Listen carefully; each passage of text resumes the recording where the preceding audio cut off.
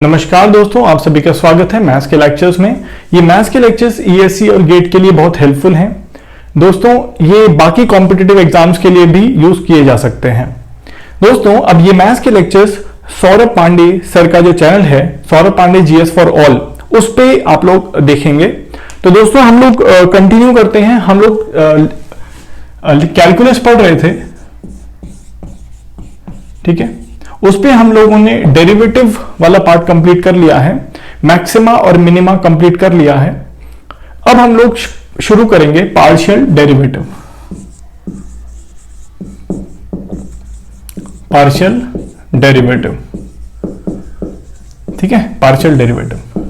दोस्तों जैसे for example partial derivative होता क्या है, बहुत सिंपल सा एक एग्जांपल लेता हूं। जैसे मान लीजिए कोई फंक्शन है एफ, ठीक है। एफ फंक्शन है, उसके अंदर वेरिएबल्स हैं एक्स और वाई, ठीक है, एक्स और वाई। तो मान लीजिए ये फंक्शन है 3x स्क्वायर प्लस 2xy मान लीजिए, ठीक है। तो जब हम लोग पार्शियल डिफरेंशिएशन करते हैं, del f by del x लिखा होगा, del f by del x लिखा होगा, तो इसका मतलब है partial differentiation of function f with respect to x. दोस्तों जब हम लोग इसका पार्शियल डिफरेंशिएशन करेंगे विद रिस्पेक्ट टू एक्स, तो हम लोग बाकी सारे वेरिएबल्स एक्सेप्ट एक्स, जैसे यहां पे हमने आपसे बोला एक्स और वाई दो वेरिएबल हैं, तो एक्स को छोड़ के बाकी सारे जितने भी वेरिएबल्स हैं उसके अंदर उसको कांस्टेंट अज्यूम करेंगे, ठीक है, उसको कांस्टेंट अज्यूम करेंगे। तो जैसे for example del f by del x में कर रहा हूं, तो इसका डिफरेंशिएशन आएगा 6x प्लस 2y, ठीक है। सिमिलरली अगर मैं इस फंक्शन का del f by del y अगर करूं, तो हम लोग y को वेरिएबल मानेंगे, बाकी सारे वेरिएबल्स को कांस्टेंट अज्यूम करेंगे डिफरेंशिएशन करते समय। तो जब हम इसका डिफरेंशिएशन करेंगे तो दोस्तों x को कांस्टेंट मान लेंगे, इसको डिफरेंशिएट करेंगे तो 0 आएगा, इसको करेंगे तो आएगा 2x, ठीक है, ठीक है। तो ये होता है हमारा सिंगल पार्शियल डेरिवेटिव, ये फर्स्ट ऑर्डर है। Similarly we can have del 2f over del x2, ठीक है, del 2f over del x2 मतलब इसका डबल डिफरेंशिएशन, दो बार पार्शियल डिफरेंशिएशन दो बार करेंगे। तो एक बार हमने ये कर लिया, ठीक है, इसका एक बार और पार्शियल डिफरेंशिएशन कर दीजिए तो आ जाएगा हमारा 6 प्लस 0, ठीक है। सिमिलरली अगर मैं इसका करूं तो जगह del 2f over del y2 मतलब एक बार और इसका y के रेस्पेक्ट में कर दीजिए। तो दोस्तों यहां पे कोई y का टर्म है ही नहीं, तो वो 0 आ जाएगा, ठीक है। तो सिंपल है, समझ में आ गया किस तरीके से पार्शियल डिफरेंशिएशन हम लोग करते हैं। दोस्तों यहां पे एक पॉइंट मैं ऐड करना चाहूंगा,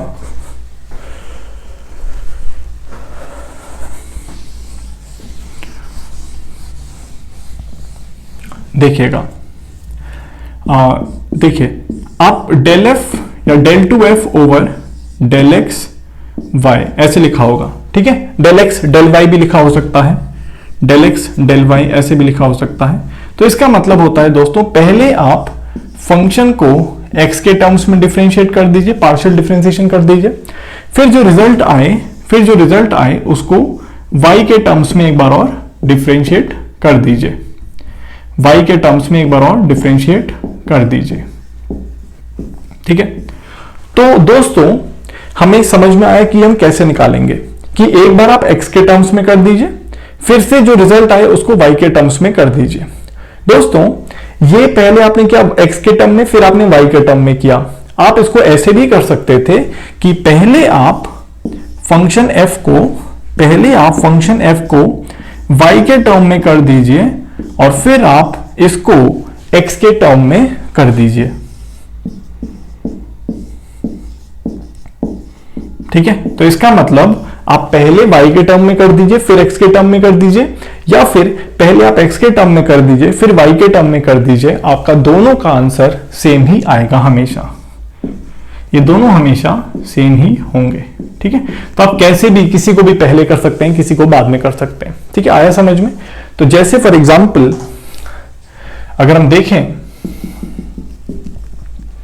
कोई आपसे पूछता है del 2f over del x del y. कैसे निकालेंगे? तो आप उसको बोल देंगे कि भाई देखो ऐसा है कि इसमें ऑर्डर का कोई फर्क नहीं पड़ता, आप पहले x के टर्म में कर दीजिए, फिर रिजल्ट को y के टर्म्स में कर दीजिए, सेम ही आंसर आएगा अगर आप पहले y के टर्म में कर दीजिए और बाद में x के टर्म्स में कर दीजिए, तो कोई फर्क नहीं पड़ता है। ठीक है, तो यह है basic introduction of partial derivative. अब हम लोग देखते हैं दोस्तों होमोजीनियस फंक्शन क्या होता है, ठीक है, यूलर्स थ्योरम क्या होती है, ठीक है, और किस तरीके से मैक्सिमा और मिनिमा निकाला जाता है in a function of two variables, क्योंकि हमने देखा था maxima minima in a function of single variable. ठीक है, अब हम लोग देख लेते हैं maxima minima in the function having more than one variable या टू वेरिएबल्स।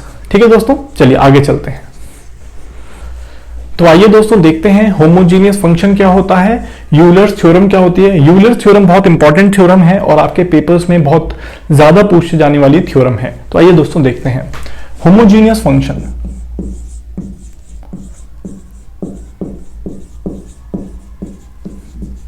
देखिए होमोजीनियस फंक्शन, जैसे मान लीजिए कोई फंक्शन एफ एक्स वाई है, मान लीजिए एफ एक्स वाई, पहले मैं आपको समझा देता हूं फिर लिखवाऊंगा होता क्या है। मान लीजिए एफ एक्स वाई है, ठीक है, इसमें बहुत सारे टर्म्स होंगे इस फंक्शन के अंदर। अगर हर एक टर्म का डिग्री सेम है तो उसको बोलते हैं होमोजीनियस फंक्शन। तो जैसे फॉर एग्जांपल अगर मैं आपसे बोलूं कि this is x cube plus 2x square y plus 2yx², ठीक है, तो मान लीजिए ये है। तो अगर हम देखें तो इस वाले टर्म की डिग्री 3 है, इस वाले टर्म की भी डिग्री 3 है, क्योंकि x की पावर 2 है, y की पावर 1 है, तो टोटल इसकी डिग्री क्या हो गई? 3 हो गई। इसकी भी डिग्री 3 हो गई। तो अगर हम देखें तो हर एक टर्म की डिग्री 3 है, इसको हम बोलेंगे homogeneous function of degree 3। It is homogeneous function of degree 3। ठीक है, homogeneous function of degree 3। Next point, अगर मान लेते हैं एक और एग्जांपल ले लेता हूं, ठीक है, homogeneous function of degree n। मान लीजिए homogeneous function of degree n, तो क्या होगा? x की power n a0 plus a1, x की पावर n माइनस 1, y की पावर 1, इस तरीके से चल रहा है और ये आया a n y की पावर n। तो इसको हम बोलेंगे homogeneous function of degree n।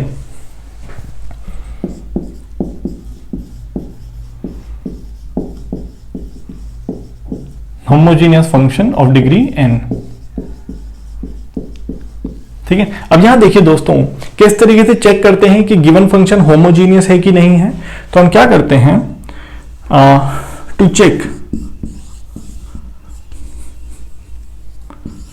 check whether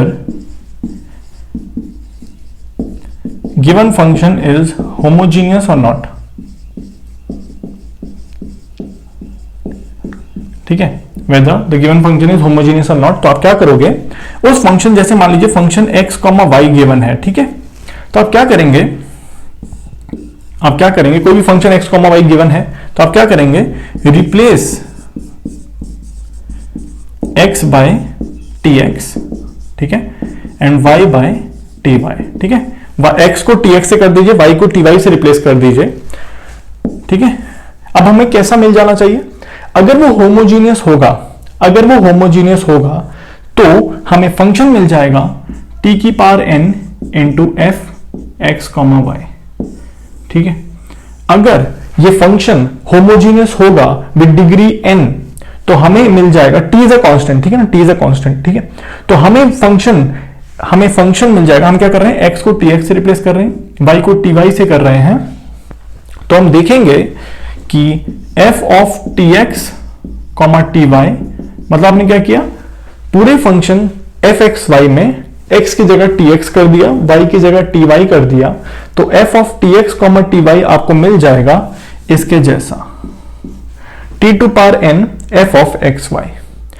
तो ये फंक्शन fxy हो जाएगा होमोजीनियस विद डिग्री n, नहीं तो वो होमोजीनियस नहीं है।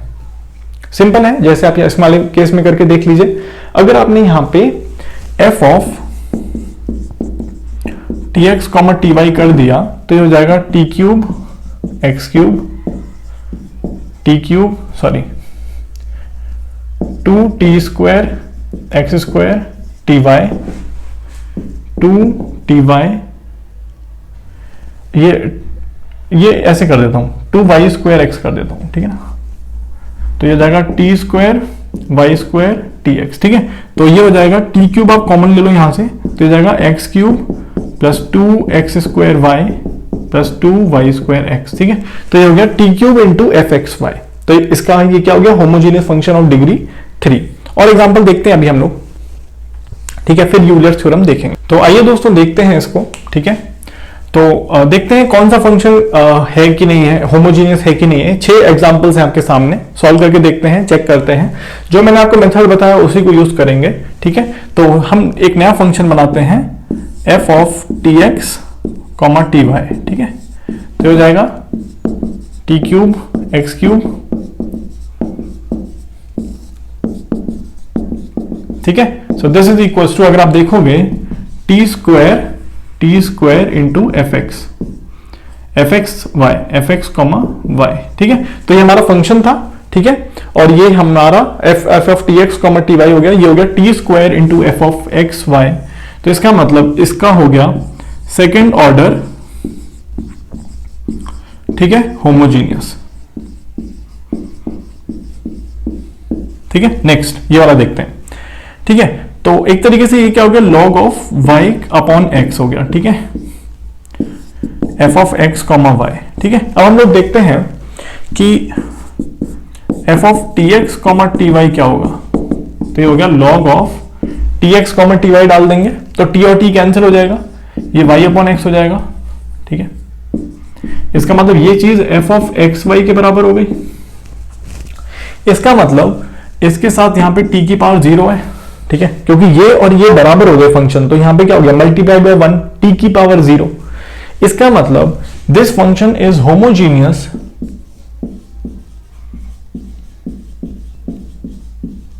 ठीक है, जिसका ऑर्डर क्या है 0, होमोजीनियस है ऑफ ऑर्डर 0। आया समझ में।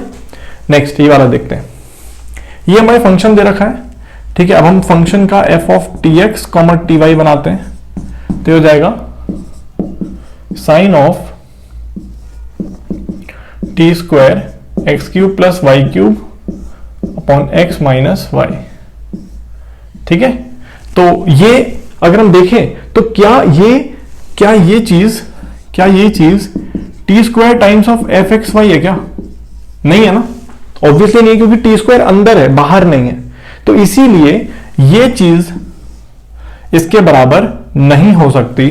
तो हमें दिख रहा है this is non homogeneous function, this is non homogeneous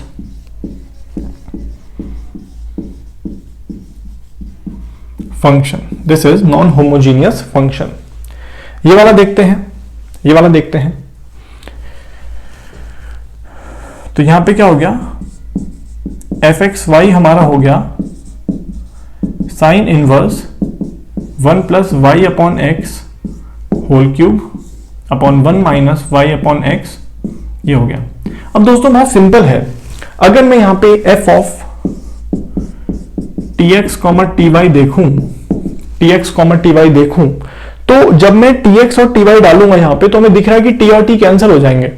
तो ये चीज एफ ऑफ एक्स वाई के बराबर हो जाएगी, ठीक है। तो this is a homogeneous function, this is the homogeneous function of order 0, this is the homogeneous function of order 0।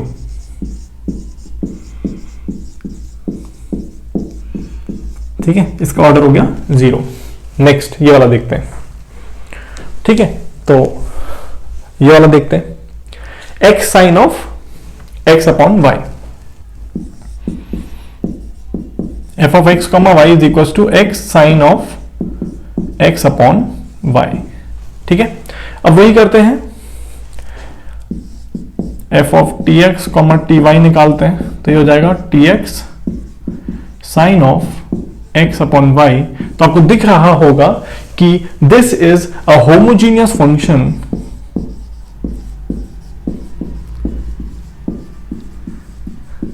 ठीक है, और इसका ऑर्डर क्या है, दिख रहा होगा आपका, ऑर्डर 1 है। ठीक है, सिंपल है। अब लास्ट वाला देखते हैं, डाल के देख लीजिए। F of t x comma t y क्या हो जाएगा, ये हो जाएगा टी की पावर 1/3 अपॉन टी की power 1/2 into f of x comma y, ये हो जाएगा। अगर आप सॉल्व करेंगे इसको तो टी की पावर क्या आएगा, -1/6 आएगा। ठीक है, तो इसका मतलब दिस इज होमोजीनियस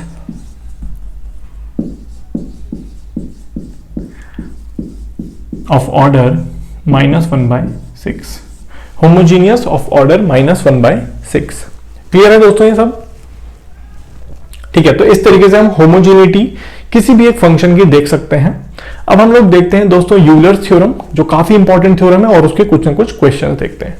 ठीक है, तो दोस्तों अब हम लोग देखते हैं यूलर्स थ्योरम। ये 2 एग्जांपल्स हैं, उसके लिए क्वेश्चंस हैं उसके। सबसे पहले यूलर्स थ्योरम देखते हैं, फिर ये दोनों क्वेश्चन सॉल्व करेंगे। ठीक है,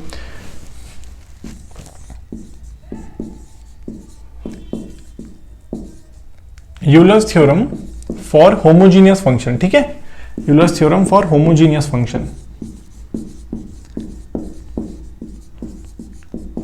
देखिए, इसको हम लोग इस तरीके से लिखेंगे, जैसे मान लीजिए कोई फंक्शन एफ एक्स वाई है, कोई फंक्शन एफ एक्स वाई है, इट इज होमोजीनियस। ठीक है, ये होमोजीनियस है। ठीक है, होमोजीनियस ऑफ ऑर्डर या डिग्री n। ठीक है, होमोजीनियस ऑफ डिग्री n। ठीक है, अब हम लोग देखते हैं कि मान लीजिए f x y is a homogeneous function of degree n या ऑर्डर n। तो यूलर्स थ्योरम क्या कहता है, कहता है कि x times del f over del x plus y times del f over del y is equal to n times f, is equal to n times f। और ये भी कहता है del two f over del x two, मतलब x square into del two f over del x two plus 2 times x y del two f over del x del y plus y square del two f over del y two is equal to n into n-1 into f, function f। ठीक है, तो ये है Euler's theorem कि अगर f x y is a homogeneous function of order n या degree n, तो ये इक्वेशन होगा कि x times of del f over del x plus y times of del f over del y is equal to n f. और double differentiation करेंगे, double partial differentiation करेंगे तो x square, x और y के terms में तो 2xy plus y square, ये तो n into n-1 into F होगा। ठीक है, अब हम लोग थोड़ा सा इन क्वेश्चंस को करने की कोशिश करते हैं। ठीक है दोस्तों, तो देखिए, सबसे पहले हम ये इसको सॉल्व करने की कोशिश करते हैं और ये हमसे पूछा जा रहा है, तो आपका दिमाग सबसे पहले पहुंचना चाहिए कि भैया ये यूलर्स थ्योरम से रिलेटेड क्वेश्चन है, तो इसका मतलब जो फंक्शन होना चाहिए वो होमोजीनियस होना चाहिए, तो z जो होना चाहिए वो होमोजीनियस होना चाहिए। लेकिन आप देख पा रहे होंगे दोस्तों कि z जो है वो होमोजीनियस है नहीं। ठीक है, z जो है वो होमोजीनियस फंक्शन नहीं है। ठीक है, दिख रहा है, सबको दिख रहा है बात कि z जो है वो होमोजीनियस फंक्शन नहीं है। ठीक है, तो आप क्या कर सकते हैं, थोड़ा सा मैनिपुलेशन करते हैं कि z जो है वो होमोजीनियस फंक्शन नहीं दिख रहा, मुझे दिख रहा है, नहीं दिख रहा ना, क्योंकि अगर मैं t डाल दूंगा, z is a function of x and y, तो अगर मैं यहां पे tx और ty डाल दूंगा तो t अंदर रह जाएगा, t अंदर रह जाएगा, बाहर नहीं आएगा। ठीक है, तो this is not a homogeneous function. So since z is not homogeneous function, ठीक है, लेकिन मुझे एक चीज दिख रही है दोस्तों, ठीक है, z के ऊपर डायरेक्टली ये यूलर थ्योरम नहीं लग सकती, ये मुझे दिख रहा है, z के ऊपर डायरेक्टली यूलर थ्योरम नहीं लग सकती क्योंकि z जो है वो होमोजीनियस फंक्शन नहीं है। लेकिन एक चीज मुझे जरूर दिख रही है, क्या, कि साइन z जो हो जाएगा x square plus y square upon x plus y, ये होमोजीनियस फंक्शन है।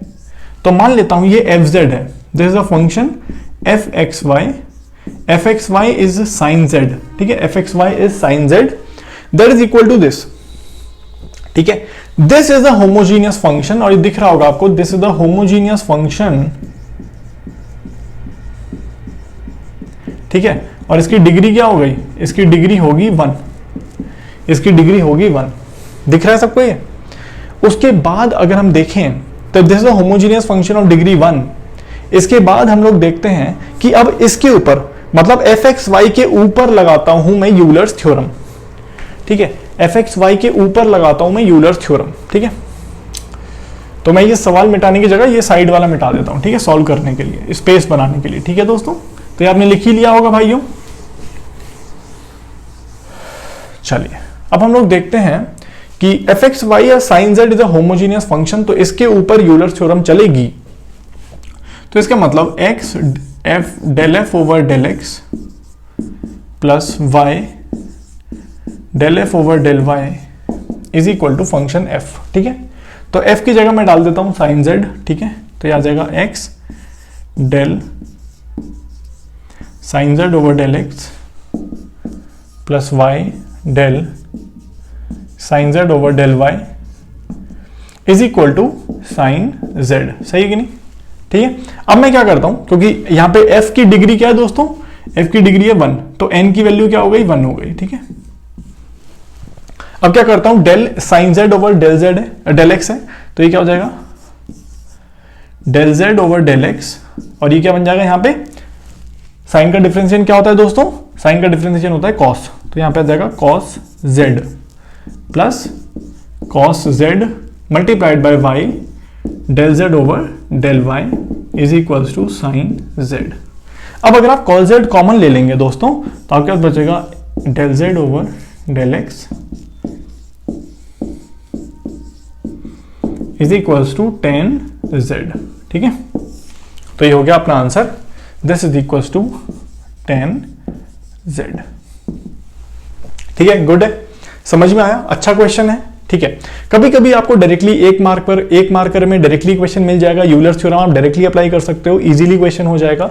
कभी कभी आपको ऐसा करना पड़ेगा। चलिए दोस्तों रब करता हूं, ठीक है। अब आप लोग देख सकते हैं कि अब हमारे पास नीचे वाला सवाल बचा है, ठीक है। देखते हैं, ये भी सिंपल क्वेश्चन है, टफ नहीं है। सबसे पहले आप देखिए कि क्या ये फंक्शन z क्या ये होमोजीनियस है। आपको दिखेगा कि अगर आप x की जगह tx, y की जगह ty डाल दोगे तो ये होमोजीनियस तो नहीं बनेगा, क्योंकि ln के अंदर बातें आएंगी। तो मैं यहां पे क्या कर सकता हूं कि मुझे दिख रहा है,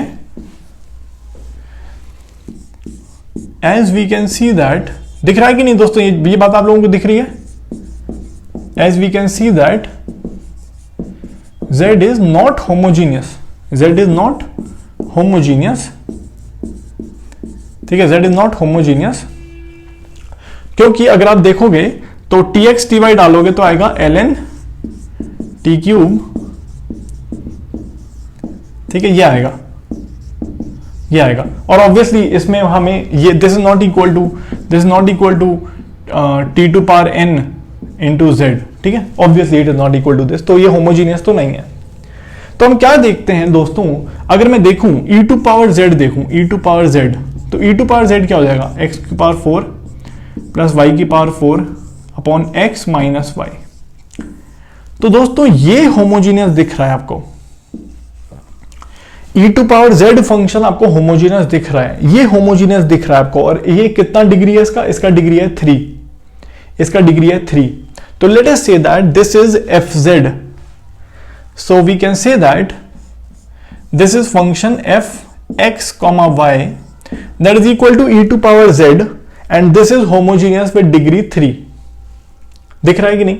अब हम लोग यूलर्स थ्योरम लगा सकते हैं, ठीक है, अब हम लोग यूलर्स थ्योरम लगा सकते हैं।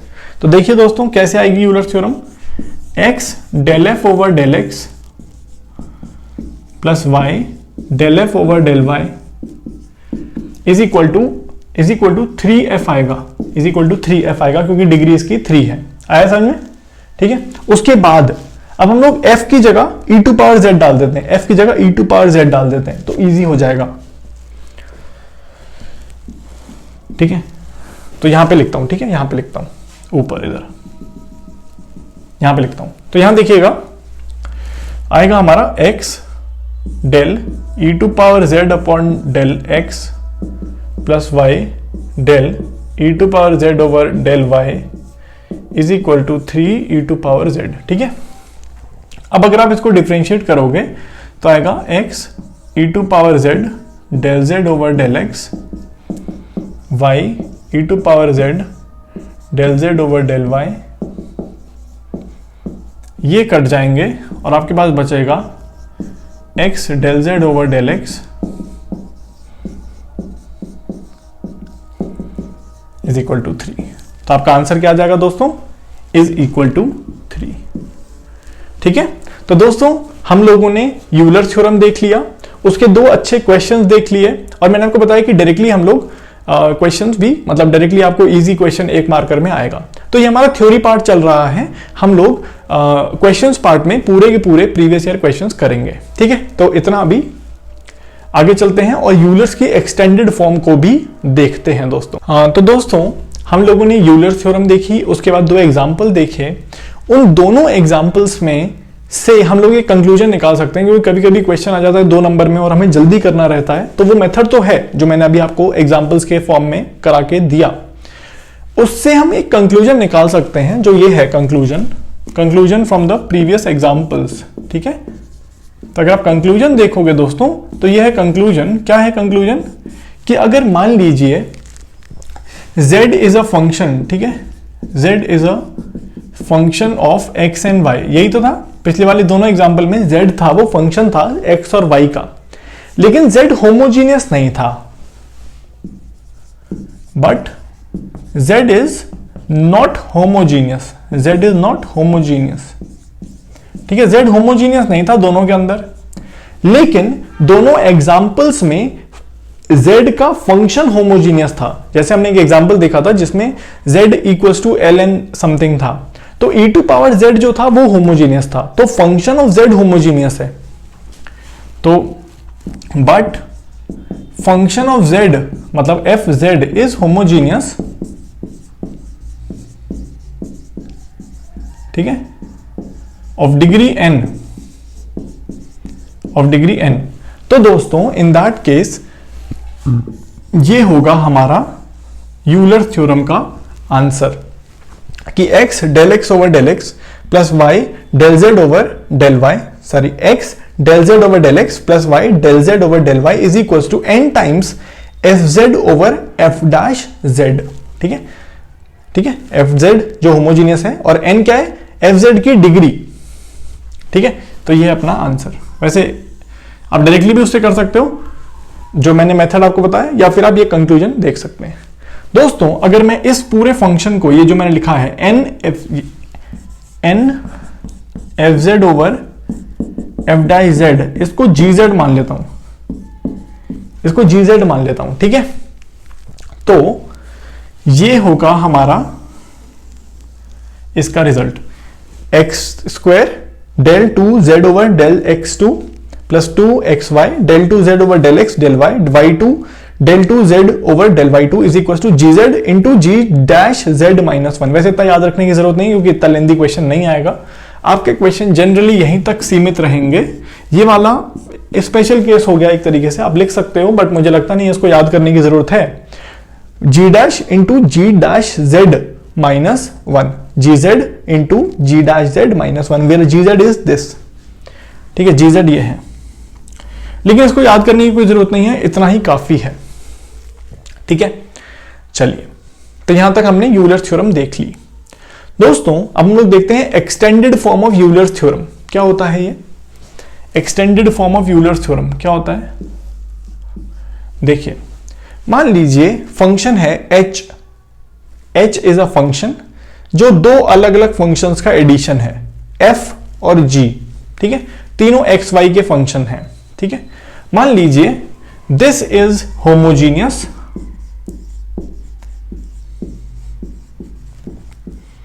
ठीक है, homogeneous of degree n, this is homogeneous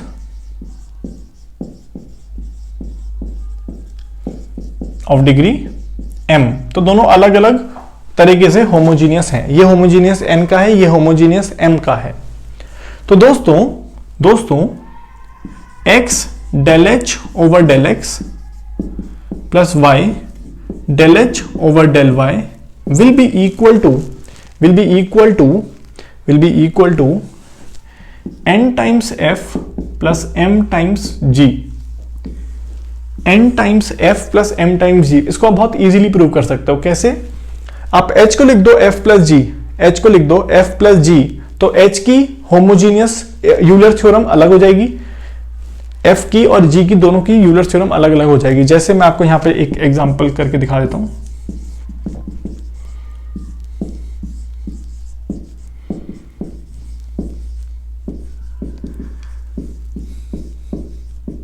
ठीक है, तो अगर आप देखोगे इसको तो ये बन जाएगा x del f over del x plus y del f over del y plus x del g over del x plus y del g over del y।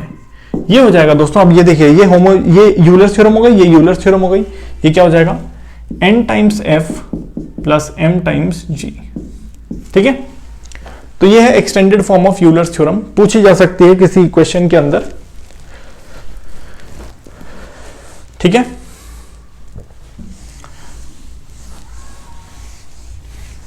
थोड़ा सा और इसको एक्सपेंड कर देंगे, बहुत ही सिंपल है। तो देखिए, जैसे फॉर एग्जांपल अगर ये होगा x square del two f या del two h over del x two plus 2xy del two h over del x del y plus y square del two h over del y square. This is equal to n into n minus one f plus m into m minus one into g. ठीक है, तो ये है extended Euler's theorem. तो इतना काफी है दोस्तों यूलर थ्योरम के बारे में। ठीक है, बाकी क्वेश्चन जो प्रीवियस ईयर में आए होंगे वो हम लोग क्वेश्चन सेक्शन में करेंगे। ये सिर्फ थ्योरी पार्ट है, क्वेश्चन सेक्शन इसको फॉलो करेगा, आगे आएगा मतलब। ठीक है, तो पहले हम थ्योरी कंप्लीट कर लेते हैं, यूलर थ्योरम कर लेते हैं, पार्शियल, अभी हम लोग मैक्सिमम मिनिमा देख लेते हैं फंक्शन ऑफ टू वेरिएबल का, फिर हम लोग इंटीग्रेशन वाली बात कर लेते हैं, थोड़ा सा कर्व देख लेते हैं, फिर जो भी हमारा कैलकुलस का बचा हुआ पोर्शन है उसका थ्योरी कंप्लीट करने के बाद सारे का, ये सब का क्वेश्चन एक साथ देखेंगे। ठीक है, चलिए। हाँ, तो दोस्तों अब हम लोग देखते हैं maxima and minima of f x y. हम लोगों ने पहले देखा था कि किस तरीके से किसी एक सिंगल वेरिएबल वाले फंक्शन का मैक्सिमा और मिनिमा निकालते हैं। अब हम लोगों के पास एक फंक्शन है जिसमें दो वेरिएबल्स हैं और उसका हमें मैक्सिमा और मिनिमा निकालना है। तो देखते हैं दोस्तों किस तरीके से किया जाता है इसको। एक पूरा एक मेथड है, ठीक है, तो वो मैं आपको बता देता हूँ और फिर एक एग्जाम्पल भी देखेंगे। तो मेथड है दोस्तों, सबसे पहले जैसे कोई भी पॉइंट है a कॉमा बी, ठीक है ना, क्योंकि ऑब्वियसली तो यहाँ पे x की वैल्यू क्या है, a है, y की वैल्यू क्या है, b है। तो कोई भी पॉइंट a कॉमा बी है, ठीक है, उस पे मैक्सिमा मिनिमा कैसे चेक करेंगे? तो सबसे पहले at a comma b del f by del x and del f by del y दोनों जीरो होने चाहिए, बोथ शुड बी जीरो। ठीक है, तो a कॉमा बी मैक्सिमा होगा या मिनिमा होगा या सेडल पॉइंट होगा, ठीक है, जहां पे ना मैक्सिमा है ना मिनिमा है। तो उसके लिए सबसे पहले हमें ये चेक करना होगा कि del f by del x and del f by del y दोनों जीरो होने चाहिए a कॉमा बी पे। Then only a comma b is a stationary point. ठीक है, इज अ स्टेशनरी पॉइंट। ठीक है, इज अ स्टेशनरी पॉइंट। ठीक है, नेक्स्ट अब आगे देखते हैं। तो सबसे पहले आप ये चेक करोगे, अगर यही नहीं हो रहा, अगर del f by del x del f by del y zero नहीं हो रहा तो वो स्टेशनरी पॉइंट नहीं है, ना वो मैक्सिमा हो सकता है, ना मिनिमा, ना सैडल पॉइंट। ठीक है, तो सबसे पहले आप ये चेक करोगे, अगर ये जीरो हो जाता है तो वो स्टेशनरी पॉइंट होगा। उसके बाद आप निकालोगे, now calculate r is equal to del two f over del x two. मान लीजिए ये r है, ठीक है, निकालना कहां पे, a कॉमा बी पे। ठीक है, t है हमारा del two f over del y two, ठीक है, एट a कॉमा बी। ठीक है ना, एट a कॉमा बी की बात हो रही है। और s है हमारा del 2f over del x del y at a comma b। ठीक है, ठीक है, तो हमने ये निकाल लिया, r की वैल्यू निकाल ली, t निकाल लिया, s निकाल लिया। ठीक है, अब अगर हम चेक करेंगे उसके बाद, ठीक है, अब हम चेक करेंगे r t minus s square की value, r t minus s square की वैल्यू अगर ये ग्रेटर देन जीरो होता है, अगर ये ग्रेटर देन जीरो होता है, ठीक है, एंड साथ में एंड आर की वैल्यू ग्रेटर देन जीरो होती है, ठीक है, are t minus s square greater than zero होता है और साथ में आर की वैल्यू ग्रेटर देन जीरो होती है, then a comma b is minima. ठीक है, a comma b is minima. ठीक है, नेक्स्ट, अगर r t minus s square is less than zero, sorry greater than zero है, ठीक है, एंड साथ में आर की वैल्यू लेस देन जीरो आती है, then a comma b is maxima. ठीक है, और लास्ट में चेक करेंगे अगर r t minus s square is less than zero, अगर वो लेस देन जीरो हो जाता है, then it is a saddle point, then it is a saddle point. ठीक है, इट इज नाइदर मैक्सिमा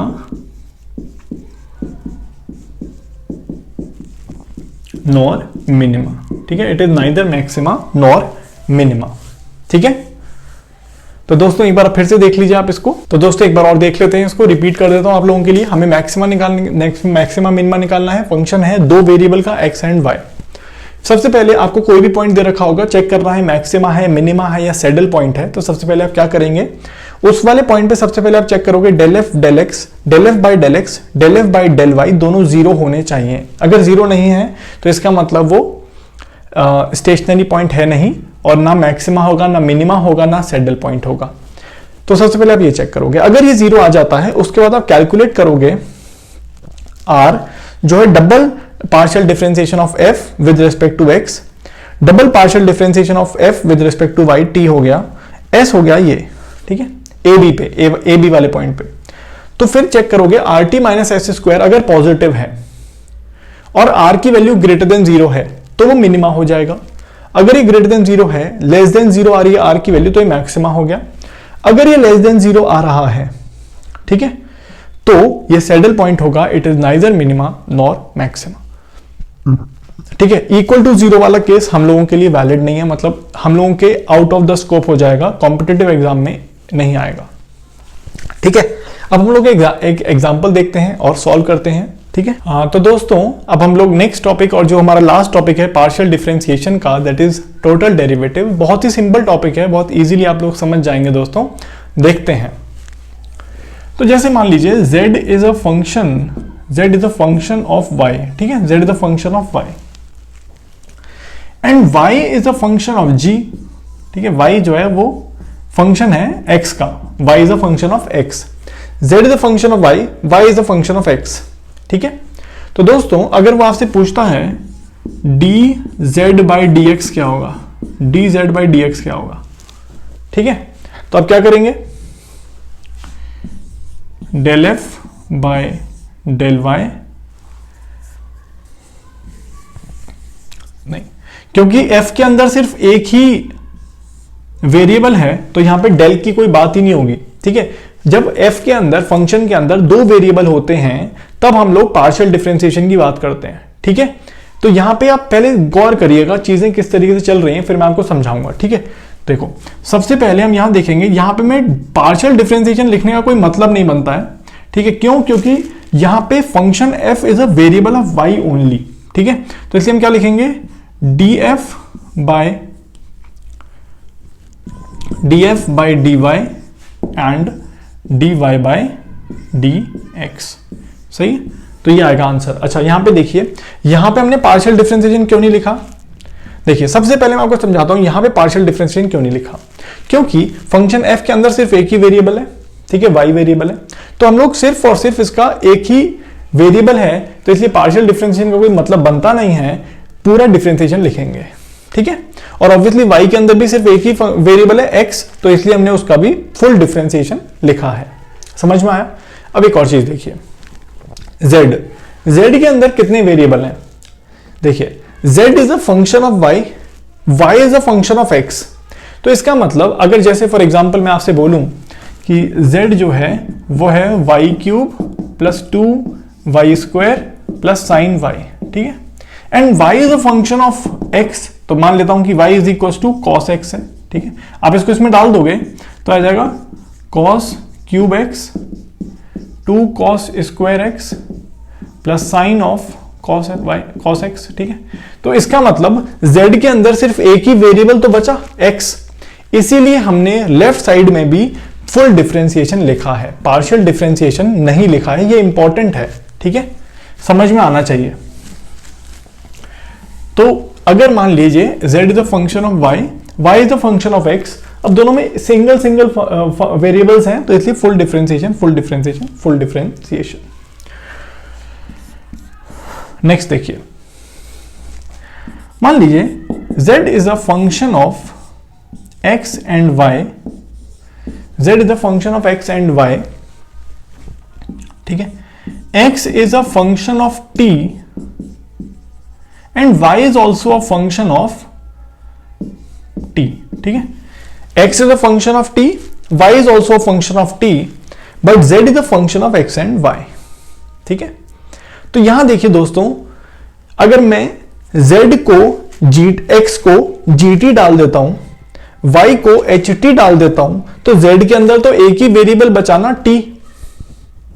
फिर से सुनो, z is a function of x and y, ठीक है, x is a function of t, y is a function of t, तो इसका मतलब z जो है वो एक ही वेरिएबल का फंक्शन हुआ ना t का, ठीक है।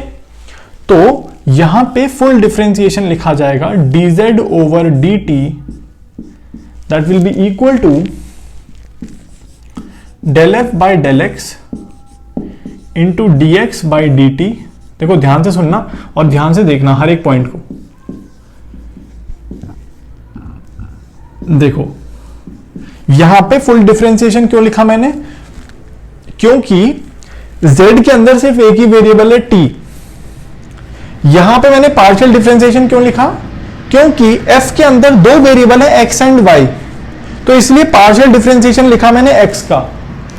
फिर मैंने फुल डिफरेंशिएशन क्यों लिखा x का? सॉरी, f के अंदर दो वेरिएबल है x एंड y, तो इसलिए मैंने पार्शियल डिफरेंशिएशन लिखा f का। उसके बाद मैंने फुल डिफरेंशिएशन क्यों लिखा? x का फुल डिफरेंशिएशन क्यों लिखा? क्योंकि x सिर्फ एक ही वेरिएबल का है, t का है, x is the function of t only, तो इसलिए फुल डिफरेंशिएशन। फिर से मैंने पार्शियल डिफरेंशिएशन लिखा y का, f का इन टर्म्स ऑफ y, क्यों? क्योंकि f के अंदर दो वेरिएबल हैं। फिर मैंने y का फुल डिफरेंशिएशन लिखा इन टर्म्स ऑफ t, क्योंकि y के अंदर सिर्फ एक ही वेरिएबल है। तो अगर सिंगल वेरिएबल है तो फुल डिफरेंशिएशन, दो वेरिएबल है तो पार्शियल डिफरेंशिएशन, सिंपल सा बात है। तो समझ में आई? फिर से देख लीजिए, z फंक्शन है x y का, x t का है, y t का है, तो इसका मतलब z के अंदर सिर्फ एक ही वेरिएबल आएगा, दैट इज t। तो dz by dt full differentiation is equal to partial multiplied by full, partial multiplied by full. समझ में आया? लास्ट, अगर z is a function of x and y, ठीक है, x is a function of two other variables r and s, y is a function of r and s, ठीक है। तो मैं यहां पे देख पाऊंगा कि जब मैं x को grs डाल दूंगा, y को hrs डाल दूंगा, तो z कितने वेरिएबल्स का फंक्शन हो जाएगा? दो वेरिएबल का, r और s। समझ में आया कि नहीं? ठीक है, तो यहां पे देखिए z के अंदर दो वेरिएबल r और s, f के अंदर दो वेरिएबल x और y, x के अंदर दो वेरिएबल r और s, y के अंदर दो वेरिएबल r और s। तो अगर कोई आपसे पूछता है del z by del r बता दो, तो आप ध्यान से देखना कि यहां पे मैंने del क्यों लिखा है, क्योंकि मैंने आपको फिर से बताया कि z के अंदर अब दो वेरिएबल आ रहे हैं, r और s, तो इसलिए del z by del r is equal to del f by del x। del क्यों आया? क्योंकि f के अंदर दो वेरिएबल है x एंड y, ठीक है। यहां पे आएगा del x by del r. Del क्यों आया? क्योंकि एक्स के अंदर दो वेरिएबल हैं, plus del f by del y by del r. सही है। Similarly del z by del s is equals to del f by del x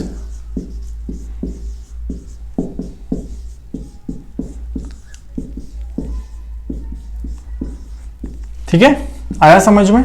तो ये इस तरीके से किया जाएगा। बहुत सिंपल सा कंसेप्ट है, बस आपको इतना समझना है कि अगर फंक्शन के अंदर दो वेरिएबल है तो पार्शियल डिफरेंशिएशन लिखेंगे, सिंगल वेरिएबल है तो फुल डिफरेंशिएशन लिख देंगे। सिंपल है, कोई टफ नहीं है। ठीक है दोस्तों, अब इसके ऊपर एक एग्जांपल देखते हैं और फिर इस टॉपिक को खत्म कर देंगे। तो दोस्तों ये हमारे पास एक क्वेश्चन है, z is function of x and y, x is this and y is this. ठीक है, तो सबसे पहले अगर हम देखें तो del z by del r is equal to del f by del x plus del x multiplied by del x by del r plus del f by del y multiplied by del y by del r। ठीक है, अब del x by del r क्या होगा 1, del y by del r क्या होगा 1। ठीक है, तो इसका मतलब ये हो गया 2 times of del f by del x. ठीक है, del z by del r. ठीक है, अब हम del z by del s लिख देते हैं, तो del z by del s क्या होगा, that is del f by del x, del x by del s, del f by del y। Sorry ये 2 टाइम्स नहीं होगा, ये होगा। ठीक है, अब ये क्या हो जाएगा del y by del s। अब del y by del s क्या है दोस्तों -1, del x by del s क्या है 1, तो ये हो जाएगा हमारा del f by del x minus del f by del y। अब अगर मैं इन दोनों को ऐड कर दूं, that is del z by del r, del z by del s को ऐड कर दूं, तो ये मुझे मिल जाएगा 2 times of del f by del x के बराबर। ठीक है, del f by del x के बराबर। और ऑब्वियसली फंक्शन f क्या है, z ही तो है ना, z is f x y, तो मैं f को क्या लिख सकता हूं, z के बराबर लिख सकता हूं ना। ठीक है, अगर मैं कह रहा हूं कि del f over del x मतलब del z over del x ही तो हो गया एक तरीके से।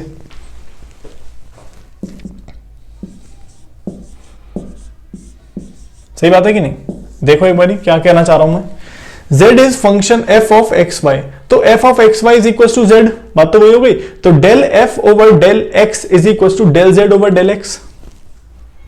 सही बात है, ठीक है, तो ये हो गया हमारा इसके बराबर। तो ये हम लोग क्वेश्चन कर सकते हैं, और क्वेश्चन हम लोग करेंगे जब हम लोग PYQ सॉल्व करेंगे। तो यहां हमारा theory part of partial differentiation खत्म होता है। अब हम लोग देखेंगे इसके बाद इंटीग्रेशन, उसके बाद कर्व वाला पार्ट देखेंगे, और उसके बाद हम लोग क्वेश्चंस देखेंगे। तो ये हमारा थ्योरी पार्ट फिर खत्म हो जाएगा कैलकुलस का। ठीक है दोस्तों, धन्यवाद।